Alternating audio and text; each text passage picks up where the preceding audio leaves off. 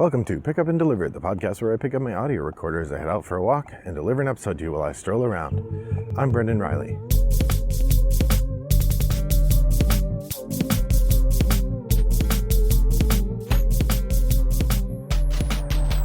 Well, good morning, friends. It is a lovely day here in suburban Chicago. It's June 2nd, and it's the first episode I'm recording in the new month. In fact, I'm going to turn around and publish it right away because I want to get it out right away. That means it's time for Top of the Stack. If somehow you're new to the podcast, Top of the Stack is my monthly update on my gameplays and a discussion of the sort of habit of game playing. As you'll know from our short episodes, I don't generally do a what have I been playing segment. I guess this is the episode that's meant to do that. I read a lot of stats on here because I love keeping track of stuff. Hopefully that's not too dull, but I would be interested to hear what are your thoughts on the Top of the Stack episode. I've generally gotten good feedback on it, but I could change it up. I could do something a little different. I'm keen to know what you want to know. So head over to Board Game Geek Guild 3269 and share your thoughts there about the Top of the Stack. We usually have a Top of the Stack forum as well, where other members of the podcast community share what games they've been playing, and we go from there. The last intro thing, Top of the Stack, the idea of it, or the phrase Top of the Stack, I swiped from the podcast of Nonsensical Gamers, who used it as a way to check in with one another about games they were planning to play. And I used this idea as a way to think about what am I playing in the next month and kind of be a little bit deliberate in my gameplay choices so that I can, actively use the bulk of my collection, I guess, or try to more actively use the bulk of my collection. All right, so let's jump right into it. May 2023, let's start with the raw stats. I played 103 games this month, 57 different games. So most of the games I played twice. This year I've played 445 games so far and 182 different games. My shelf of opportunity, making progress. At the beginning of the year, it was at 55. At the beginning of the month, it's down to 53, and now reduced it down to 51. So slowly, said the tortoise. My collection size, however, did go up by 1, and that's where that 1 on that 51 came from. We'll talk about that in a bit. My most played game this month in real life on the table was Frosthaven with 3 plays. My most played game digitally is Through the Ages as usual with 10 asynchronous 3 plays. I had a whole bunch of games I played for the first time this month. I've talked about some of these on the podcast, actually a lot of them. Some of them I haven't talked about very much yet because I played them digitally, and as we have discussed before, when I play a game asynchronously, like on Board Game Arena or something, it often takes me several plays to feel like I have the sense of it at the same level that I would with one play on the table. So some of these I haven't done an episode on. I may do an episode just about games I've played on Board Game Arena. That's that. All right, so first plays this month. I played Gate. I played I'm Pretty Savvy. I played Mega Land. I played Quick Link. I played Spots on Board Game Arena. I played Break the Code on Board Game Arena. Played Shadows Amsterdam. Patrician. Played Applejack Watergate on Tour on Board Game Arena. Played Dealing with Murder, Fatal Error on our table. I played Caverna, The Cave Farmers, Lumen, The Lost World on Board Game Arena, and I played Dutch Blitz and Earth on the table. So I'm up to 58 new to me games tried this year, which feels pretty good. It's a nice healthy batch of games. If I'm trying to go for 10 a month, I'm well over that. Not quite to 12 a month and too shy of 12 a month, but yeah, so playing lots of new games and talking to you about them. So that's great. Now you'll recall that I'm doing a designer 10 for 10 challenge this year, which means that I'm trying to play 10 plays of 10 different designers games. And I'm keeping track of it in 2 ways. I'm keeping track of on the table plays and asynchronous plays. So the asynchronous plays, I'm making a huge progress. I've still only played 4 Martin Wallace games asynchronously, but I'm up to 7 Vladimir Suchy. I've played more than 10 with Reiner Knizia and Inka Brand and Tom Lehman and Vlada Chavato. I'm up to 5 with Phil Walker Harding, 4 with Elizabeth Hargrave. I just finished Uwe Rosenberg this month, and I'm up to 5 with Carl Chuduk. So if my 10 for 10 is going to include asynchronous plays, I'm nearly done with it. I may actually get to a full 10 for 10 of asynchronous plays of these designers just without any real life plays. My real life plays, I'm up to 23, so it's a narrower window, but I've got 5 plays of Martin Wallace games, 4 plays of Vladimir Suchy games, 2 Reiner Knizias, 0 on Inca Brand, 3 Phil Walker Hardings, 2 Tom Layman's, 0 Elizabeth Hargrave, 2 Vlada Chavato, 2 Uwe Rosenberg, and 3 Carl Chuduk. So that's 23 plays. In May, I had an H index of 4. And my 4 games that I played at least 4 times were Through the Ages, Res Arcana, Arc Nova, and Applejack. All of these were asynchronous Board Game Arena plays. And my H index for the year is 8.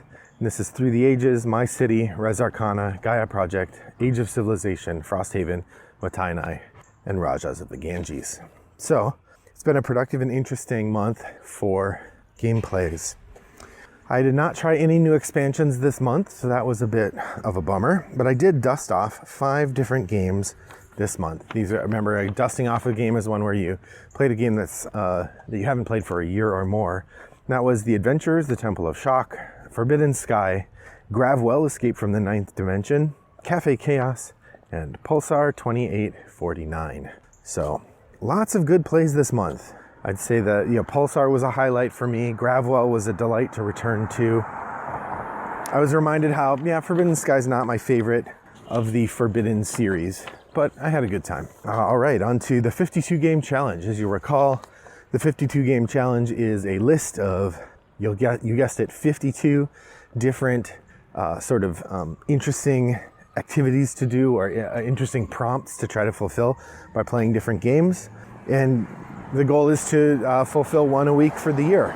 Or, if you fulfill more than 1 a week at the beginning, it gets easier to do by the end. Going into this month, I had 23 different challenge things fulfilled, and I have done another 6 this month. If you'd like to see the specific challenges all together, you can go to BoardGameGeek.com and search for Wombat929. If you look at my geek lists, I have a Shelf of Opportunity geek list. Actually, the easiest way to do all this would be go to rattleboxgames.com and look at the show notes for this episode, where I have links to all these things. You can see a link to my top of the stack list, which includes a link to my 52 game challenge, and you can see the specifics of what I've been doing. But here are the 6 I accomplished this month. 1, play a game with a non-rectangular board. That was Pulsar 2849. It has this great circular board. It has this great circular board that feels like being in a galaxy of some sort. It's awesome. Number 11, play a game that was published in 2023. I actually had a couple different choices here if I was willing to do the asynchronous plays, but in terms of plays on the table, I played Earth. And Earth is a game that was kickstarted last year and started delivering early this year. It is marked as a 2023 publication, so glad to play it. Play a game that you can pause. Now, I chose the Bureau of Investigation here. Most games you can pause, so I'm not really sure what it means, but I think it means a game where it's designed to be something you can stop. And I would say the Bureau of Investigation is a set of 5 cases where you're designed to stop in between each one. So that part you can pause, but you also, if you're doing a case and you decide, hey, I need a break, you can pause it with 0 effort at all. You just put your notes in the box with other stuff that goes with it, and boom, you're paused. So I'm calling that a game you can pause. I'm not sure what they mean if they don't mean that. I mean, there are a couple games like, I know that Seventh Continent apparently has a really entertaining or really good pause system, but other than that, I don't know what that means. And Time Stories did that as well, but meh, I'm fine with this one. Play a game with a constellation on a cover or in the title. I chose Burke's Gambit here. While Burke's Gambit does not have a constellation drawn on the cover, i.e. there are not lines between stars indicating a constellation, there are lots of stars on the cover of the game Burke's Gambit, and so certainly you can pick out a constellation among those stars if you so desire. So I declare that as being a constellation. Now there are some other games that have come out recently. Astra is one, Subastral is another, which are games literally about constellations. And that's neat and good, and I would be happy to count one of those if I were to play one, but I'm not seeking those out right now.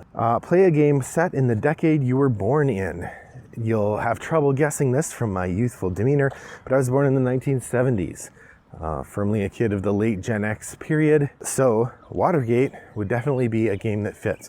Now, Watergate is a game I've only played online, not in person.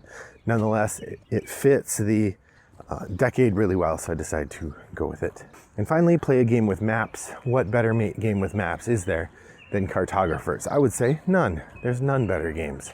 So I'm really enjoying fulfilling this 52 game challenge, and I hope that if you're doing one, you are also doing well. All right, next up is the painting challenge.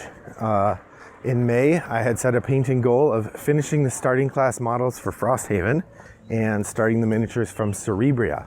Now, Frosthaven, I did paint the original 4 miniatures that we were using in our campaign. Now, my son actually decided he did not really like the Shadow Master or whatever they call it, and so he switched to one of the characters that we unlocked, and I painted that one as well. So I've painted 5 of the Gloomhaven figures, and I started on the Gloomhaven characters that involve the hive of bugs or whatever they are. Harrower, I think is maybe what they're called. So I started playing with that one in our side campaign, and so I've been painting those. I'm not done with them though, and there's still the Drifter from the original 6, and we've now unlocked 1 more. So I have like those 2 miniatures to finish and 2 more to paint before I've painted all of the unlocked Gloomhaven miniatures, which is kind of my goal. I want to keep up with the ones we unlock, Frosthaven, excuse me. I want to keep up with the miniatures we unlock so that if you decide you want to play the Frosthaven, a particular Frosthaven class, it's already painted and you're ready to go. It also helps there's a reduction in the need for creativity for those miniatures because they come with a illustrated card, and I do not feel any compunction to paint them any differently than the card illustrates. So my goal is to get the art to look as close as I can with the paints that I have to the image on the player card. It works pretty nicely, actually. So that is where I am with my painting. All of that said, I don't think I got any painting done this month. I maybe got one of those Gloomhaven figures that wasn't done before done, but I certainly did not finish. And I did not start on the Cerebria miniatures at all. Now my son and I so for June, the Gloomhaven miniatures are still at that top of that list. Definitely gonna finish those. My son also indicated that he would be willing to play Hellboy with me this summer. Now, as you'll recall, I did paint a whole bunch of the Hellboy lizard figures, but I've not painted most of the other miniatures in the game. There are quite a few, but they're fun to paint, and I would like to get them painted so we can play that. So I decided to back burner the Cerebria miniatures and go back to painting the Hellboy miniatures for a bit yet.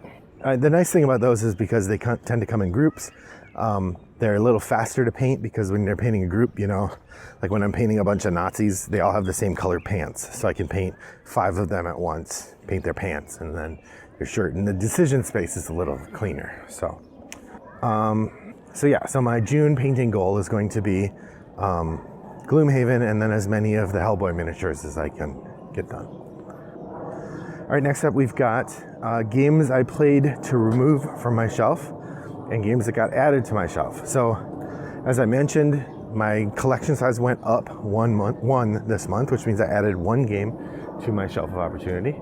That game is called Political Asylum. It is, frankly, it looks like a very reactionist, conservative, quote-unquote, jokey game, bordering on racist, if not directly racist. My friend found this at Goodwill for me and picked it up knowing that as a scholar of board games I'd be interested in it, and I am indeed interested in it, but it looks pretty gross. So it is in my collection. I even wrote in the thing like acquired for scholarly purposes because it looks pretty reactionary. It's from 1993. It's called Political Asylum. I would not recommend it, but you could look it up if you're curious. So that raised my collection size by 1 to 558. It also meant that my unplayed games went from 53 to 54. However, we did have a series of successes in terms of getting games played that had been on my shelf. So we played Gate and Shadows of Amsterdam and Quicklink. I think 2 of those 3, or maybe all 3 I've talked about already on the podcast. So those are removed from the list. All right, just a little bit left to talk about. As you remember, every 2 years I do a new top 50. And at the beginning of this year, I noticed that there were 12 games in my top 50 that I had not played since the last time I'd made a top 50. So I figured I should be playing the top 50 games in my estimation. And so I was going to try to get one of those done each month. That's not going so great so far. I've played 3 of the 12, and we're now entering month 6. So I should have played 5 by now, and I've only played 3. So the games that I have played are Last Will and Five Tribes and Clank, which are great, but more to play. Finally, what am I planning to play for next month? First off, for the new game choice, I think I will choose Tekhenu Obelisk of the Sun, which is one of the T games, although David Turksey is involved in a more heavily way than some of the others. This is one of the games from Board and Dice in which you've got all sorts of stuff moving around, and I suspect you're moving up tracks. It looks pretty interesting. I got it for free, from the podcast Two Wood for Wheat. And they were giving it away, and I said I would like it, and they sent it to me. So that was great. Looking forward to giving it a try. My top 50 choice, the game I'm going to try to knock off this month is Shipyard. This is the Vladimir Suchy shipbuilding game where you are building ships and having fun. So Shipyard is my choice there. Novelty choice, this is a game that is on my shelf for sort of novelty's sake. What's the game I'd like to resolve from that perspective? Let's go with Time Pirates. Time Pirates is an Alan Moon game that I got for free at Origins in 2017, and it comes in your the old board game size box like you would get games in the 80s in, and the cover looks really not great. So I'm sure it's not a great game, but I'm interested in try it once and have it off of my shelf of opportunity. So yeah, I'll do that. And then finally, my dusty choice. I already put this up here once, and I'm like Charlie Brown, I'm gamely trying it again. This is Mythotopia. Mythotopia is one of the Martin Wallace deck builders. I think it's a pretty neat game, and I really enjoyed it the time I played it. So I'd like to get it out again and try it again. So yeah, this month was an interesting one in terms, I felt like I got a fair number of games played. It was fun to try Earth on the table. I will talk about that more in an upcoming podcast when I actually talk about the game in more detail. It was also really nice to get Pulsar 2849 out. That did get me another Vladimir Suchy game played on the table. I will say it was not in my top 50, so I thought I was checking off a game from my top 50 list, and I was not. But I'm still really glad to have gotten it played again. I enjoyed it quite a bit. The people who played it with me seem to enjoy it, and if I make some effort to bring it again, I suspect I could get other people to play it with me. This is the inherent problem of having a big collection of games, is that I don't bring the same game over and over again because I want to play other things. But that means that anyone I'm playing with is always playing a new game. They're never getting to play again a game they've already played. So, yeah, I feel like I should bring Pulsar 2849 back and put it out again and see who bites, because getting to play it more than once would be, I think, a useful way to get better at it. So we'll see if I manage that. That said, Shipyard is my goal this month, not playing Pulsar again. Moving into the summer means that I need to recommit to a variety of different game practices. Looking forward to getting more Frosthaven done as we have time for the whole family to sit down for that. In fact, we're going to play a round of it later today before some family members go off on a trip. In general, the summer gameplay experience can be very fulfilling, and it looks like it probably will be. So I'm excited to see where we go with that. So dear listeners, how was your May? What games did you get played? Did you get played the games you wanted to get played? What games do you expect to get played in the future? Head over to Board Game Geek Guild 3269 to share all of those thoughts and let me know what games you think you're going to play. And I will enjoy doing the same. If you have questions or comments, you want to reach out to me, you can email me, brendan@rattleboxgames.com. You can post a message on Board Game Geek. My username is wombat929. I'd love to hear from you there. That's the best way to get hold of me. If you want to play a game with me asynchronously, you can do so on Board Game Arena or yukata.de. I am still on Boitaju, but I'm visiting less and less, and once the current game that I'm in is ended, I won't probably visit regularly anymore because I'm trying not to start new games there in case they close the service down. So, thanks for joining me on my walk today. I hope that your next walk is as pleasant as mine was. Bye-bye.